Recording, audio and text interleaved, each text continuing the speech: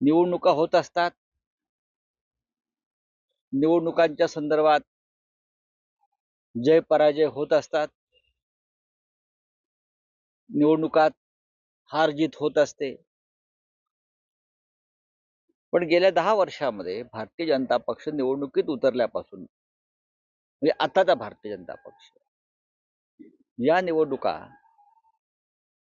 आणि निवडणूक यंत्रणा ही लोकशाही पद्धतीने तर लढल्या जात नाहीत. त्या सैतानी किंवा हैवानी पद्धतीने लढल्या जातात. की आम्हाला जिंकायचंच आहे, आम्हाला हरवायचंच आहे, आम्हाला विजय कोणत्याही परिस्थितीत खेचून आणायचाच आहे. त्यासाठी मग साम दाम दंड भेद अर्थ सगळ्या गोष्टींचा वापर केला जातो. मतदार याद्यातला घोटाळा आपण महाराष्ट्रात पाहिला, तोच आपल्याला दिल्लीमध्ये दिसतोय, तो सुद्धा बिहारमध्ये दिसेल, तोच हरियाणामध्ये दिसला. पण या सगळ्याचा आता बाऊ न करता की आम्ही ह्यामुळेच हरलो त्यामुळेच हरलो, पुढल्या लढाईसाठी आम्ही सगळ्यांनी एकत्र येणं गरजेचं आहे. हा जनतेने दिलेला संदेश आहे. महाराष्ट्राच्या निकालानंतर दिल्लीनं जो निकाल दिला तो काँग्रेस आणि आप एकत्र लढले असते तर निकाल वेगळा लागला असता. हे आकडे सांगताय. आता लढायचं की एकत्र यायचं ही भूमिका सगळ्यांनी घेणं गरजेचं आहे. नाहीतर मग जे चाललेलं आहे केंद्रामध्ये किंवा राज्यामध्ये एकतर्फी, त्याला आपण सगळ्यांनी मिळून मान्यता दिली पाहिजे.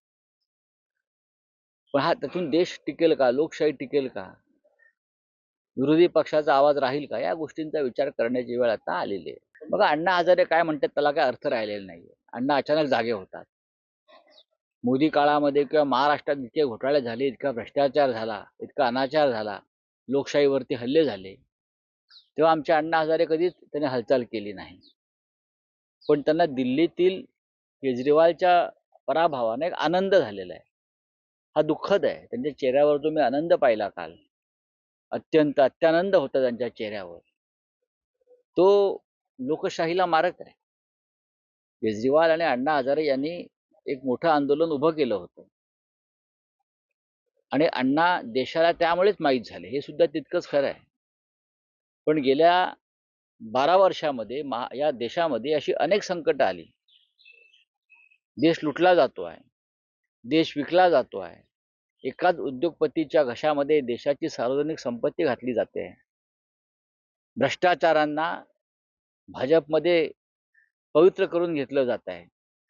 ज्यांच्यावरती अण्णा हजारेंचे आरोप होते असे सगळे भ्रष्टाचारी आज भारतीय जनता पक्षामध्ये आहेत.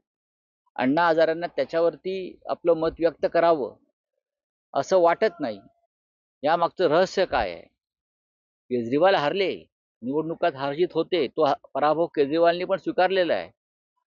पण त्याचा आनंद जर अण्णा हजारे यांच्यासारख्या लोकांना किंवा केजरीवाल हरल्याचा आनंद काँग्रेसलाही झाला असेल तर मला त्याचं दुःख वाटतंय. कारण केजरीवाल जरी हरले असले तरी भारतीय जनता पक्ष विजयी झाला, नरेंद्र मोदी विजयी झाले, अमित शहा विजयी झाले, ज्यांनी या देशाच्या लोकशाहीचा खड्डा खणलेला आहे. मग तुम्ही कशासाठी लढताय? आम्ही खुर्चीसाठी लढत होते, मग तुम्ही कशासाठी लढताय? त्याचा खुलासा, तुम्ही जनसेवेसाठी लढताय आणि बाकी सगळे खुर्चीसाठी लढताय. हे सरकार महाराष्ट्रातले म्हणजे वेड्यांची जत्रा आहे. मी आधी सांगितलेलं आहे, त्यांना विजयाचा हँगओव्हर झालेला आहे, उतरत नाही अजून, अहंकार आहे. निदान देवेंद्र फडणवीस यांनी तरी संयमानं बोललं पाहिजे. या राजकारणामध्ये जे आलेले आहेत निवडणुकीच्या, ते खुर्चीसाठी लढत असतात आणि मुख्यमंत्री पदाची खुर्ची गेल्यावर तुमचा चेहरा कसा काळा ठिक्कर पडला होता आणि तुम्ही कशी निराश होतात ते आम्ही पाहिलंय. आणि आताही मुख्यमंत्रीपद मिळालं नाही म्हणून तुमचे एक उपमुख्यमंत्री कसे काळवंडलेल्या तोंडाने फिरतायत, रुसून बसतायत, हे आम्ही पाहतोय. की खुर्चीची लढाई तुम्ही सुरू केलेली आहे.